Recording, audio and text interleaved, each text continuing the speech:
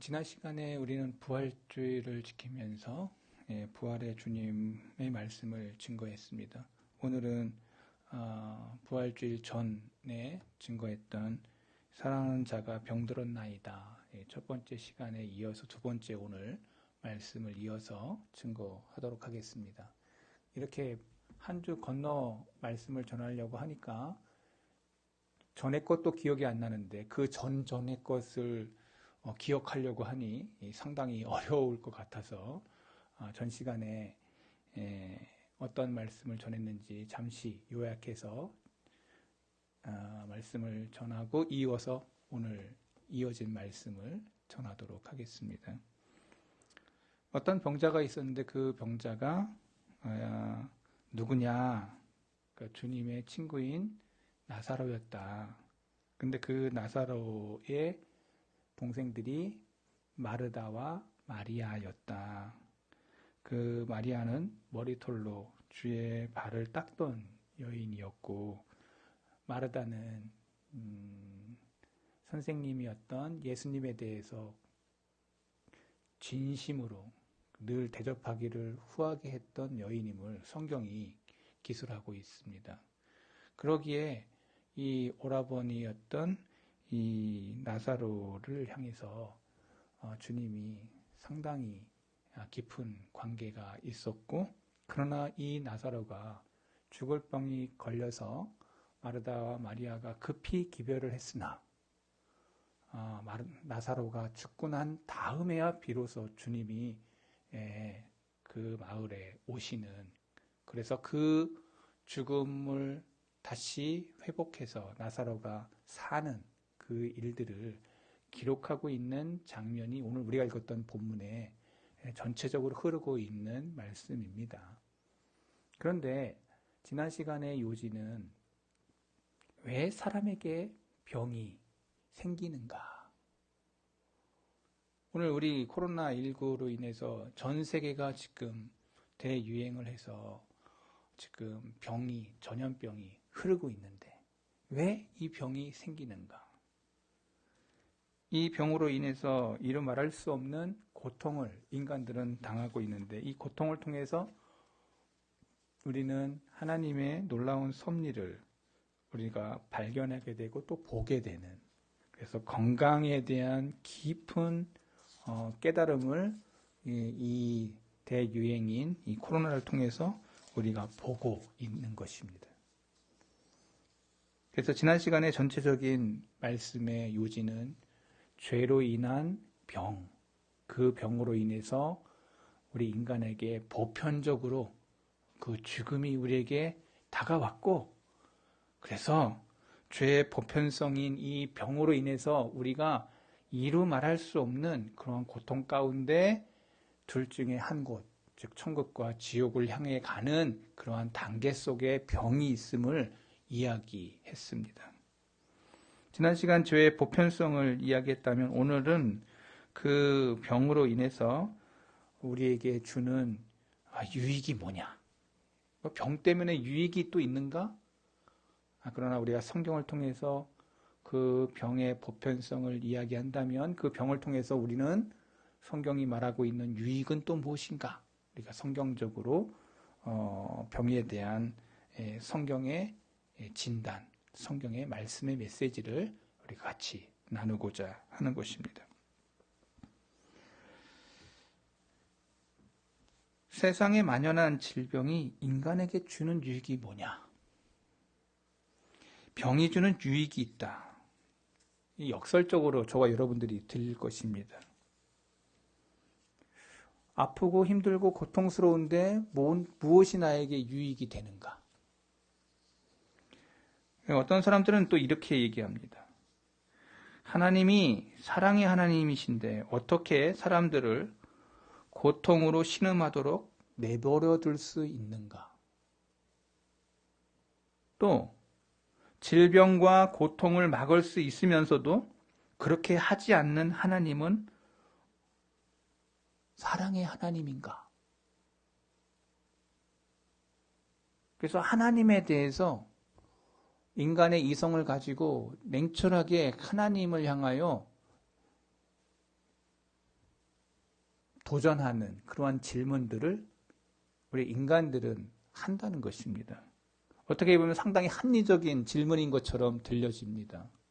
사랑의 하나님이신데 왜 인간에게 병을 주시는가? 어떻습니까? 인간이라면 다 공감할 수 있는 질문일 거예요.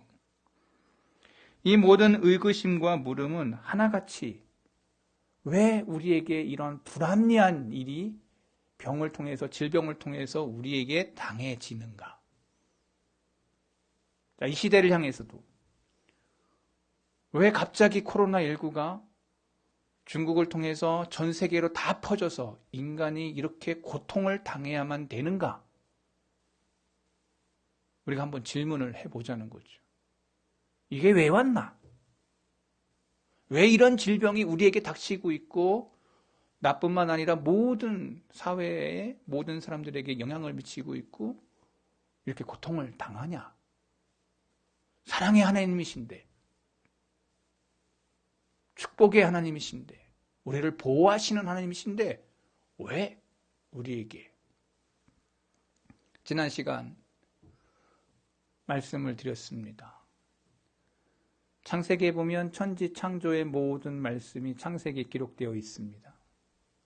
모든 것이 주님 한 말씀 속에서 창조되었을 때 모든 세계는 아름답고 좋은 세계였습니다. 그러나 여러분이 창세기 1장만 읽으면 그걸로 끝이 날 텐데 2장, 3장을 읽으면서 느껴지는 게 뭐냐? 아담과 하와, 태초에 하나님이 계신 그 인간이 무엇을 했는지에 대한 것을 이야기하고 있습니다. 그것 속에서 따먹지 말라고 하는 선악과를 따먹고 그리고 그것으로 인한 인간의 고통이 시작되는 말씀이 써져 있습니다. 즉, 질병과 고통은 바로 우리 인간으로부터 시작된 것이라는 것을 우리는 보게 되는 것이죠. 그 죄, 그래서 그것으로 인해서 우리는 이 땅에 영원히 살 수 있는 것들을 이제는 할 수가 없고 이제는 죽음이라는 그 죽음을 맞이할 때 그 먼저 병과 질병, 고통, 고난 이 모든 것들이 우리 인간에게 닥쳐질 것이라는 것을 우리에게 말해주고 있는 거예요. 성경은 어떻게 보면 우리에게 너무나도 명쾌하게 삶의 진리를 우리로 하여금 보게 하는 정확한 안경과 같은 것이죠. 세상에 만연한 이 질병이 인간에게 그러면은 어떤 유익을 주는가? 합력하여 선을 이루시는 그 하나님 앞에서 이 말씀을 다시 적용해 보면 우리가 한번 놀라운 진리를 오늘 성경 속에서 말하고 있는 진리를 한번 깨닫게 되는데요. 이 많은 의구심과 물음 속에서도 내가 불합리하다고 생각했던 그런 것이 원인이 있고 결과가 있었다는 것을 성경은 우리에게 다 말해주고 있다는 거예요. 누구에겐 숨기고 누구에겐 가리워진 게 아니라 모든 인간에게 성경을 읽는 사람들이라면 다 보고 다 깨달을 수 있도록. 세상에 닥치는 환란이 인간으로 이해가 되지 않을 때가 너무나도 많아요. 지진이나 태풍이나 폭우와 같이 세상의 질서를 어그러뜨리는 것처럼 보이는 여러 현상들, 창조주의 존재에 대해서 의구심을 갖게 하는, 왜 허리케인이 일어나서 미국을 다 뒤집고 쓰나미가 와가지고 섬나라들이 가장 힘들어하고 지진이 일어나서 또 화산이 폭발해서, 여러분 근데 성경을 보면 이제 마지막 때에 그 징조를 너희들이 보고 깨닫게 될 것이다 라고 말하고 있습니다. 주님의 재림, 주님의 오실 날이 가까우기 전에 나타날 징조와 현상을 성경은 우리에게 말해주고 있고, 그러면서 요한계시록에 이 말씀을 읽는 자와 듣는 자, 그리고 그 말씀을 따르는 자는 복이 있다고 사도 요한이 말씀해 주셨던 것을 기억할 때, 지금 우리 현상 속에서 지금 전쟁, 화산, 지진, 쓰나미, 전염, 이 모든 것들이 지금 우리에게 피부로 와 닿음에도 불구하고 우리가 각성하여 깨어있지 못한다면 성경에 나와 있는 열처녀의 피부 가운데 미련한 자의 모습으로 우리가 타협할까 심히 두렵습니다. 지금은 깨어있을 때요. 지금은 믿음의 준비를 할 때요.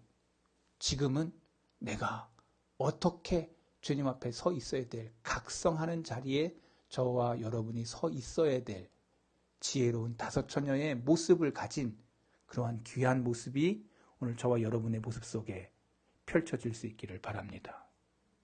코로나를 19를 향한 우리의 모습 속에 어떠한 자세, 어떠한 믿음의 신앙의 모습 주님이 바라보시는가를 우리는 예배 시간을 통해서 역력히 저와 여러분의 영혼을 관찰하면서 말씀을 되새겨볼 필요가 있는 것이죠. 지진, 태풍 혹은 폭우, 세상의 질서를 얽히는 것처럼 보이고 의심하게 되는 이러한 것의 속에서 성경이 뭐라고 말하냐? 끔찍한 사건들이 벌어집니다.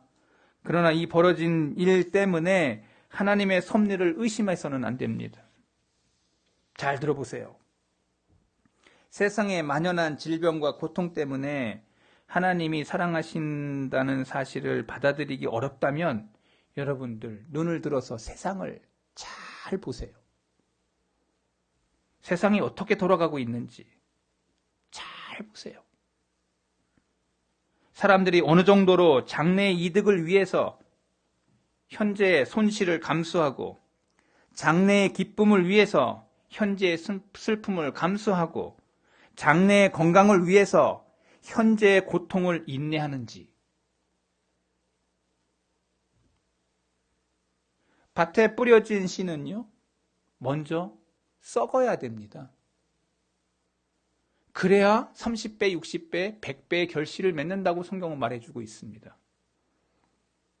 학교에 가는 거 아이들 힘들지만 부모의 성화를 못 이겨서 아이들이 눈물을 흘리면서 학교에 등교합니다. 한 가정의 가정이 수술을 받으면 당장 일을 하지 못하지만 수술대에 올라갑니다. 수술이 끝나고 다시 건강을 회복할 것을 바라면서 말이죠. 고통이 우리에게 있어요. 환난이 우리에게 있어요. 근데 그것을 감내하면서 가요. 학생은 공부함을 통해서, 씨는 죽음을 통해서, 부모는 자기 힘듦에 그것을 알면서 직장에 가요. 미래를 위해서. 여러분, 이 코로나19도 마찬가지라고 저는 생각해요. 이 고통, 어려움, 그러나 우리가 생각해야 될 게 이건 넘어. 지금 여기 환경 속에 매여서 힘든 거, 어려움 속에서 침륜하는 그러한 자들이 아니라 이거 넘어 믿음의 눈을 열고 신앙의 눈을 여는 자세. 오늘 저와 여러분들이 이러한 해안의 눈이 열린 자들의 모습이 있기를 저는 소망합니다.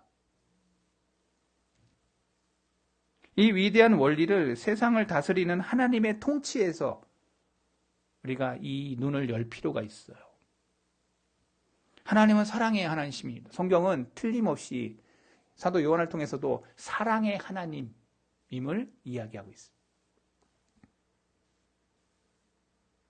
그래서 이 고통 너머의 이 원리 속에서 하나님을 발견한 자들의 성경을 통해서 기록해 놓았어요. 그래서 하나님이 사람에게 고통과 질병, 어려움을 허락하시는 것은 사람이 괴로워하는 것을 즐기시려고 하는 것이 아니라 이런 과정을 통해서 사람의 마음과 지각과 양심과 영혼에 영원히 계속되는 유익을 주기 위함이라는 것을 성경은 우리에게 강력하게 설명을 하고 있어요. 이걸 우리가 놓쳐서는 안 돼요. 다시 말하면 질병이 유익을 준다는 말이에요. 한번 따라해 보겠습니다. 질병이 유익을 준다. 질병을 얻기를 싫어해요, 다. 그러나 그 질병을 통해서 우리의 하나님이 우리의 마음을 바꾸시고 우리의 마음의 밭을 갈아엎고 우리의 심령을 갈아엎고 우리의 영혼 상태를 자세를 바꾸고 어느 질병이든지 우리에게 찾아오면 그때는 정말 생과 사의 갈림길에서 인간은 그 병을 대하면서 진지함으로 자기 자신의 영혼을 바라보게 됩니다. 그래서 질병으로 인한 고통의 이 어려움, 이로 인한 비참함, 이로 인한 절망감, 그래서 그것을 통해서 나의 실존의 존재를 깨닫게 돼요. 그리고 하나님을 묵상하게 되죠. 나 아무것도 아니구나. 하나님 없이 내가 이렇게 살았구나. 질병을 통해서 깨닫는 자기 자신의 영혼에 그것이 눈이 열리는, 이제 그러한 상태에서 좀 더 들어가 보겠습니다. 질병으로 인해서 이러한 고통을 순전히 나쁜 것으로 보지 않아야 돼요. 우리가 잘 생각해 봐야 되는데, 이 질병은 사람의 이 영혼에 도살인 이 악과 죄가 그 사람을 제멋대로 유린하지 못하도록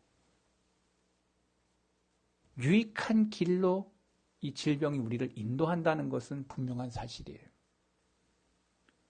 사람들이 전혀 죄를 짓지 않는 존재라면 굳이 힘든 질병과 고난 속에서 유익을 찾으려 하는 것은 잘못된 것일 거예요. 하지만 죄가 이 세상에 역사하는 한 이 질병은 성경으로 이야기하면 선한 것이다 라고 말할 수 있습니다.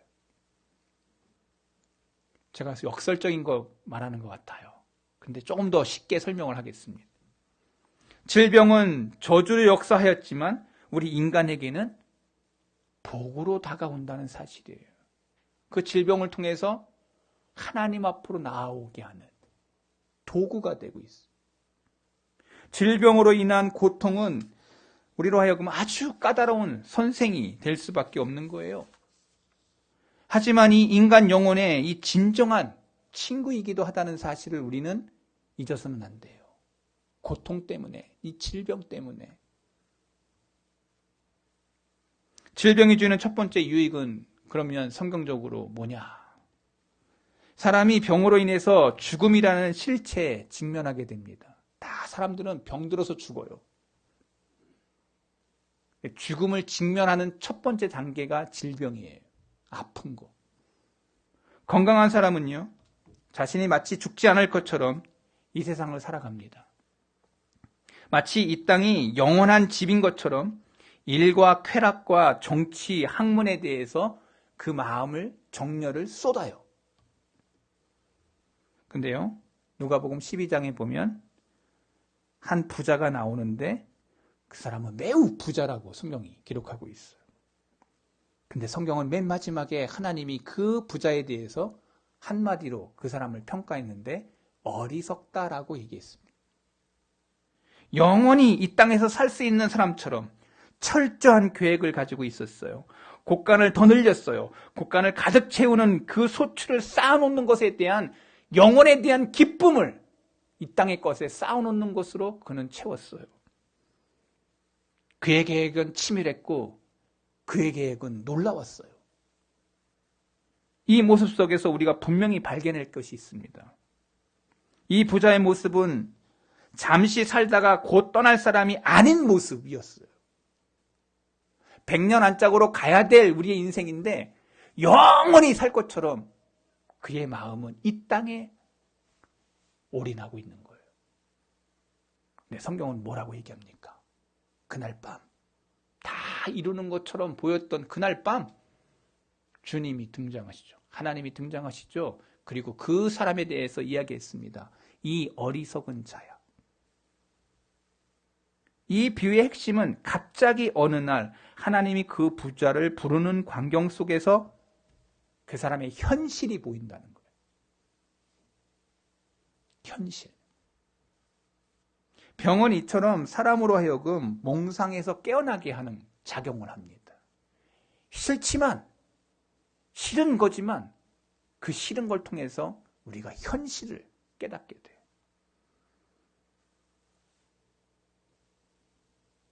일 년 전인가요? 여기서 간증했던 제 동생을 여러분들이 알 겁니다. 저의 동생은 성인 만화를 그리는 사람이었습니다. 19금 이현세 씨를 통해서 많은 좋은 작품도 많이 했지만 낯뜨거운 그런 그림을 그리는 그러한 모습, 그래서 돈도 잘 벌었습니다. 감남구 가로수길 거기서 살았어요. 잘 나가는 거였어요. 하나님 없이 그렇게 잘 살다가 막 살다가 갑자기 폐에 문제가 생겨서 들어갔더니 병원에 갔더니 점점 더 심해져.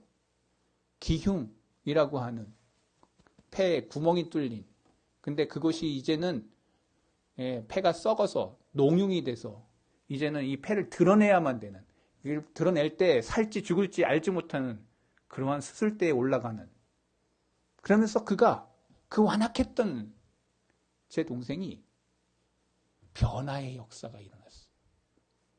잃어버렸던 하나님을 찾고 잃어버렸던 하나님의 말씀에 대한 갈구, 하나님의 말씀을 그 짧은 시간에 병상 가운데서 읽으면서 내가 이걸 몰랐구나, 내가 이걸 이제야 깨달았네, 이러면서 통회하면서 자복하면서 뒤집어져. 6년 동안 손가락이 부러지는 그러한 어려움을 겪으면서도 하나님 기뻐하시는 걸 내가 그리겠노라고. 형님, 내가 뭘 하면 하나님이 기뻐하시겠습니까? 저에게 찾아온 적이 있어요. 많은 얘기를 했습니다. 병을 통해서 하나님을 직면해 하나님의 말씀이 그의 심령을 뒤집어. 그래서 주님이 주신 그 그림 그리는 달란트를 주를 위하여 쓰겠노라고. 그게 천루역정이 나왔어요. 어마어마하게 팔렸습니다. 사람이 상상할 수 없을 만큼 팔렸어요. 저도 놀랬고 우리 집안에 있는 형제자매 다 놀랬고 부모님 다 놀랬고. 그 병이 그로 하여금 하나님께로 돌아서게 한 것이에요. 병은 이렇게 사람을 깨어나게 합니다. 무엇이 진실인지를 깨닫게 해요. 우리는 병을 통해서 깨닫는 것이 많다는 것을 저는 제 주위에 가까이 있는 사람들 통해서 보았습니다. 병을 통해 죽음이 확실히 우리에게 다가온다는 사실을 목도하게 해요. 이렇게 자신의 처지를 제대로 깨닫는 것이 얼마나 큰 복이냐, 성경은 우리에게 그것을 말해주고 있어요. 병을 통해 주는 유익 두 번째, 병으로 인해서 사람들은 하나님과 자신의 영혼, 이 세상 너머의 세상에 대해서 진지하게 생각합니다. 진지하게. 병을 통해서 병상의 자리에서 내가 뭐 하다가 하나님 앞에 갈까? 진지하게 영혼에 대한 대화가 일어나요. 건강할 때는 이런 생각할 겨를이 없어요.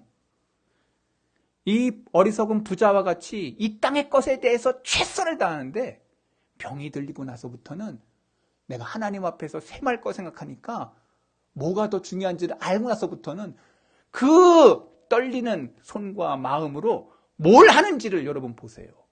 죽음이 닥쳐왔을 때 믿음의 사람들이 뭐 하고 있는지, 신앙의 사람들이, 하나님이 부른 사람들이 어떤 모습으로 가고 있는지 눈을 들어서 여러분이 봐야 돼요. 건강할 땐 이런 생각하지 않아요.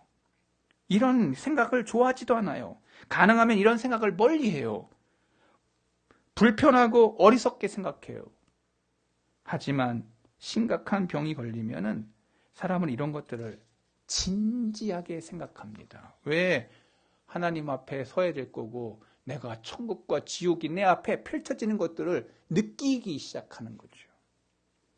질병이 이런 생각을 사람들의 눈앞에 가져다 주는 거예요. 열왕기하에 보면 그렇게 성경 속에서 악했던 베나닷이 엘리사를 떠올려요. 엘리사. 그 악했던 사람이 엘리사를 찾아간. 여러분 요나서에 보면은 이교를 믿던 선원들이 광풍 앞에서 이제 배가 파산하려고 막 그럴 때 그들이 각자 자기의 신을 찾아요. 평상시에는 안 찾다가 자기의 죽음이 이제 앞에 가까웠을 때 그 사람들이 자기의 신을 막 찾았다라는 말이 나와요. 사람이 다급해지면 이제 붙들기 시작하는 거죠. 무엇이 되었든 간 사람들로 하여금 이런 생각을 하게 하는 것, 그의 영혼에 매우 유익한 것입니다. 코로나19로 인해서 우리 지금 한국이나 전 세계 사람들이 공포에 휩싸여 있습니다. 나도 걸리면 죽는 건가? 막 이러면서. 고민하면서. 여러분 웬만하면 정말 위생에 대해서 철저하리만큼 진짜 여러분 하시는 이유가 뭐예요? 건강 때문에 그런 거 아니에요? 하셔야 돼요, 지금은. 열심히 밖에 나갔다 오면 손 씻어야 되고 위생에 철저하게 자기를 지키려고 하셔야 돼요. 아주 그냥 넘치리만큼 하셔야 돼요. 그건 잘하고 있는 거예요. 왜? 그러나 더 심한 병이 걸리면 어떤 단계에 거치는지를 제가 지금 이야기하고 있는 것에 대해서 여러분들이 놓치면 안 되는 것이 있어요.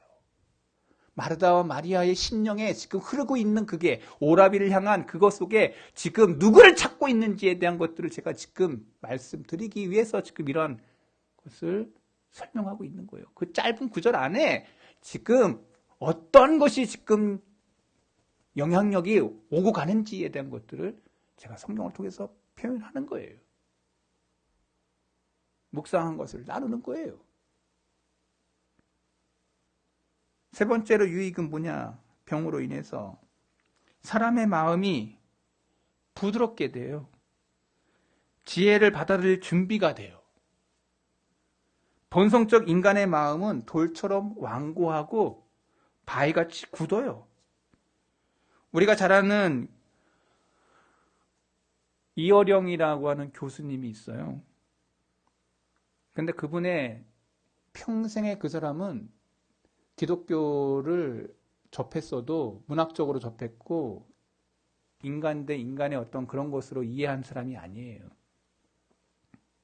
근데 그의 딸 이미나 씨가 여자인데 목사가 됐어요. 미국에 가서. 근데 이 여인이 위암이 걸려서 아버지보다 더 빨리 가요. 이 딸이 이제 죽는다는 걸 알고 이 어령 교수가 찾아가서 문병을 하는데 이 딸이 아버지 손을 붙잡고 뭐라고 얘기하는 거 아니? 마지막 소원이 있는데 아버지, 천국이 있어요, 아버지. 나 조금 있으면 거기 가요. 근데 이 천국 가려면 주 예수 그리스도를 인격적으로 만나야 돼요. 눈물을 흘리면서 이 딸이 아버지에게 성경책을 쥐어준 거죠. 그냥 문학적으로 이해하고 뭐 그렇게 살던 사람이 딸의 죽음 앞에서 마음의 문이 열려요. 딸의 전도를 통해서 그렇게 강팍했던 그 사람이 제가 볼 땐 사울, 성경에 나오는 사울 같은 사람이에요. 근데 바울로 변하는 것처럼 그렇게 이성적인 그러한 사람이 성경을 읽기 시작했어요. 그리고 예수님을 만나. 그래서 책을 써. 지성에서 영성으로. 그 책의 내용이 뭐야?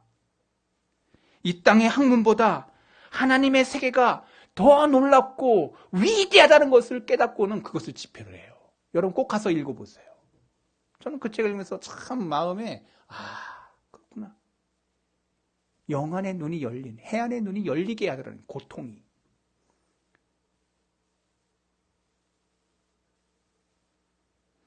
하나님의 세계를 바라보는 신앙의 눈으로 바뀐 딸의 위암과 고통이 아버지를 향한 진심의 전도가 돼서 그 새로운 이어령이 탄생하게 되더라는.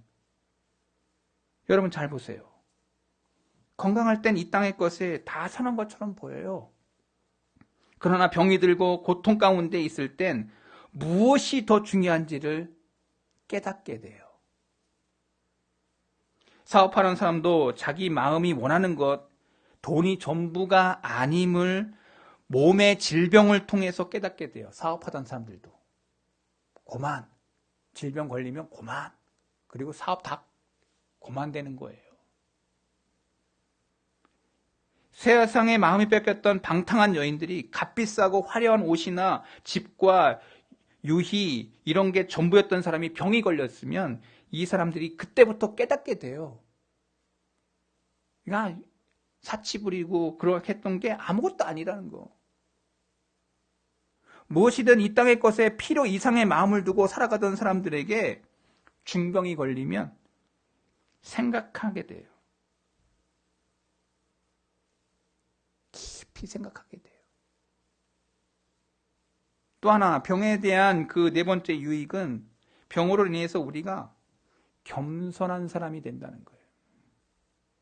우리가 모두 본성적으로 되게 교만하고 거만해요. 성경은 우리 인간을 향해서 교만하고 거만한 사람들이라고 말해요. 교만이란 질병에서 자유로운 사람은 없어요. 가난한 사람이라도 예외는 없어요. 다른 사람을 깔보는 것이 너무나 자연스러워요. 본성적으로 다른 사람들을 자기보다 늘 높이 보는 게 아니라 다 낮게 봐요. 대부분의 사람들이 다 그래요. 죄 아래 있는 모든 사람은 다 그래요. 겉으로는 내색 안 하고 겸손한 것처럼 가장할지라도 마음속으로는 늘 다른 사람들을 자기 수준 이하로 보는 시각이 우리 모든 죄 아래 있는 사람들의 마음엔 다 가지고 있다. 앞에 있는 이 목사부터 다 설교를 듣는 우리 성도들 마음속에 교만하고 거만한 사람들. 여러분 성경 보세요. 욥기 4장 19절에 보면 욥의 친구 엘리바스가 이런 말을 합니다. 하물며 흙집에 살며 티끌로 털을 삼고 하루살이 앞에서 무너지는 자여. 엘리바스가 흙집에 산대. 가장 가난한 자. 가련한 벌레와 같고 하루살이 앞에서도 무너질 자가 우리 인간이라는 거예요. 언제? 자기가 중병이 걸렸을 때 자기의 비루하고 비천한 그때야 비로소 자기의 실존을 깨닫게 돼. 실제적인 자리가 여기였다는 거지, 인간. 아무것도 아닌데 엄청 교만하고 거만했던 왕이나 신하나 주인이나 종이나 부자나 가난한 자나 모두가 다 죽음 앞에 섰을 때 죽음을 향해 가는 피조물이라면 나란히 하나님 앞에 법정에 서게 된다는 것을 망각하고서 교만하고 거만하게 살다가 이제 중병이 걸려서 자기의 실존을 깨닫게 돼. 다 주님 앞에 설 건데 나는 뭐하고 어떻게 살았나? 성경에 보면 불의한 재판관이 나와요. 한 과부가 그렇게 했는데 찾아와서 도와달라고 할 때 이 불의한 재판관. 여러분 이 세상에서 성경이 우리를 인간을 얘기할 때 불의한 사람들이라고 고만한 사람들이고 거만한 사람들로 성경이 표현하고 있다. 죄 아래 있는 사람들 다 그렇게 마음속에는 아닌 것처럼 하지만 넌 아무것도 아니야. 이러면서 사람들을 바라보는 시각. 그러나 중병이 걸려서 사람을 바라보기 시작하면 다 천국 앞에서 주님 앞에 설 그날 보게 돼. 깨닫게 되고 알게 돼.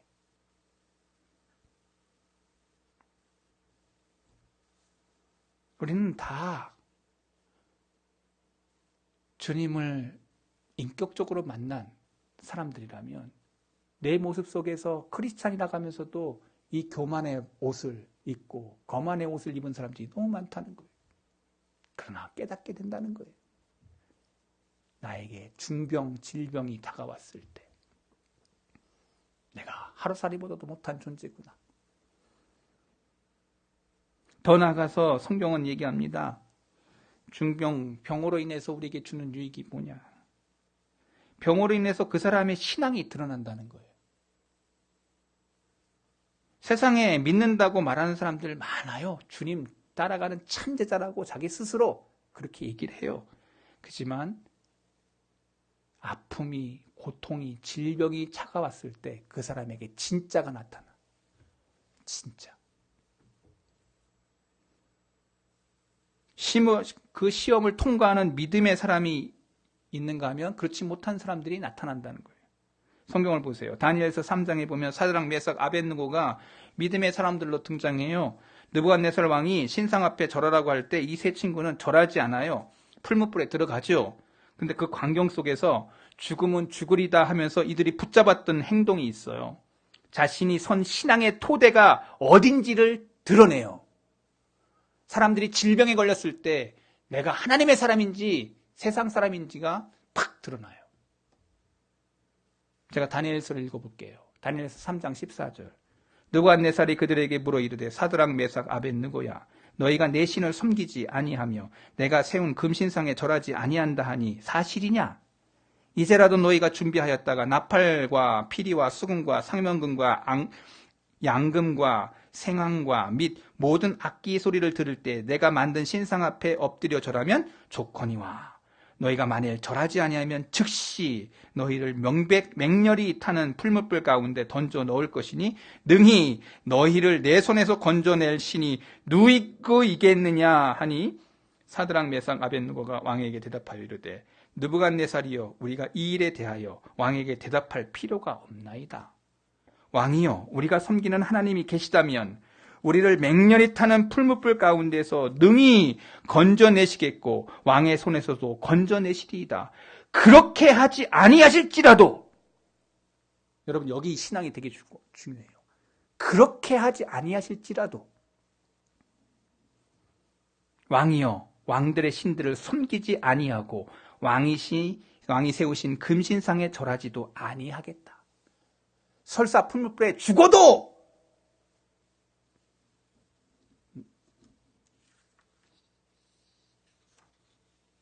금신상에 절하지 않겠다. 여러분 지금 잘 들으세요. 저는 50평생 살면서 목사로서 해야 될 책무 중에 죽음을 앞에 둔 많은 사람들을 만난 사람들 중에 저도 한 사람입니다. 저는 목사로서 성도들의 많은 죽음을 봤어요. 몸의 질병으로 며칠 남지 않은 사람들의 손을 잡아주면서 기도하면서 신방했던 적이 참 많아요. 주님 앞으로 가는 사람들의 모습을 저는 많이 봤어요. 그러나 다 이 길로 가는 사람만 있지 않았다는 걸 저는 여러분들에게 지금 이야기하고 싶어요. 병이 들어서 이렇게 멋지게 하나님 앞에 가는 사람도 있는가 하면 병이 들었는데 장로고 권사고 집사 이 직분 중요한 게 아니고 진짜 중요한 거는 그 사람이 진짜 예수님을 믿었는가라는 것에 대해서 의심하는 사람들을 저는 많이 봤어요. 저는 너무 놀랐어요. 그분이 권사였어요.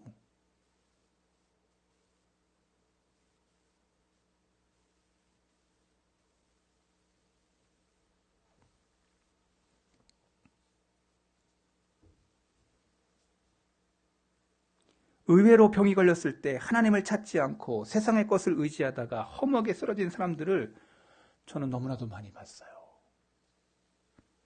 저는 저의 자신을 생각해 봤어요. 제가 19살 때, 19살 때 급성 폐결핵이 걸려서 그 병에서 저는 1년 가까이 치료를 하면서 3년은 거의 병상에서 죽다 살다 하는 그런 신세였어요. 제 키로수가 43kg가 안 나갔어요. 우리 집사람이 지금 그렇게 나가는지 모르겠는데 뼈만 앙상하게 죽음이 내 앞에 있다는 거, 늘 밥맛이 없는, 많이 울었어요. 병상에서. 그러면서 기도했어요. 하나님 살려주시면은 하나님 기뻐하시는 거 할고 가려고요. 어린 마음에. 평상에서 얼마나 울었는지 몰라요.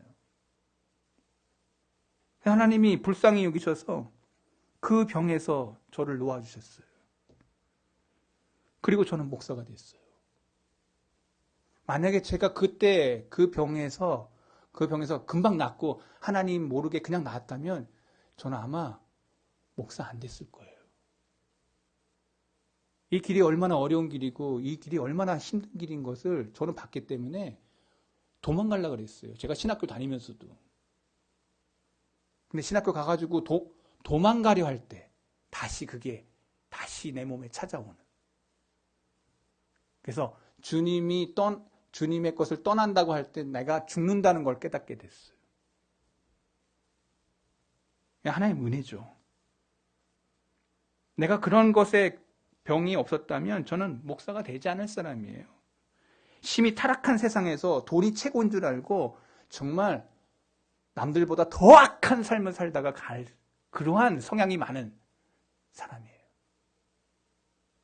부끄러울 수도 있는 거예요. 그러나 저는 폭로해요. 우리가 잘 아는 목사님 중에 몸의 질병 때문에 주님 앞으로 돌아와서 강력하게 주님의 도구가 된 사람들이 얼마나 많아요. 사람들이 건강할 때 그냥 지나치던 그 복음과 공고를 병이 들어서야 비로소 제대로 이해하고 돌아선 사람들, 우리들 주위에 너무나도 많아요. 때늦은 후에 그런 삶 살면 안 돼요. 어떻게 보면 병은 사람들을 구원하는 데 사용되는 하나님의 가장 유용한 도구인 것 중에 하나일 것이에요. 저는 그렇게 봐요.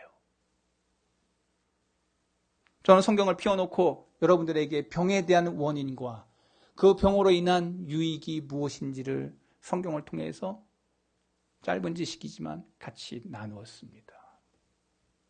여러분, 지금 코로나가 지금 대유행을 하고 있고 이래서 우리가 건강에 대한 것에 유념하지만 우리가 성경을 통해서 더 깊이 이 병에 대한 진단을 진솔하게 내 영혼에게 묻고 대답하면서 이 시기를 지혜롭게 저와 여러분들이 나아갈 필요가 있어요. 믿음도 가장 힘들 때 믿음이 드러나. 분명한 게 드러나. 한마디로 질병을 통한 하나님의 놀라운 섭리 가운데 영혼 구원에 이르게 하는 이 길이 우리 이 질병을 통해서 우리에게 나타나고 있는 증거들인 거예요. 사람들이 질병을 통해서 하나님과 그들의 영혼을 생각하게 된다면 많은 사람들에게 놀라운 유익을 주는 거예요. 그래서 사람은 병을 통해서 사람들에게 이것이 하나님의 뜻, 합력하여 선을 이루는 그걸 통해서 하나님께로 나아가는, 이렇게 보면 병은 저주가 아니라 우리에게 복이죠. 인간에게 해가 아니라 도움이죠. 손실이 아니라 이득이죠. 인간에게 적이 아니라 친구죠. 죄로 가득 찬 세상을 살아가는 사람들이 병이 들 수 있다는 것, 믿지 않는 사람이나 믿는 사람에게나 받아들이는 믿음의 눈으로 향해서 성경적으로 질병을 바라보면 어떻게 우리에게 다가오는지를 여러분 진지하게 물으셔야 돼요.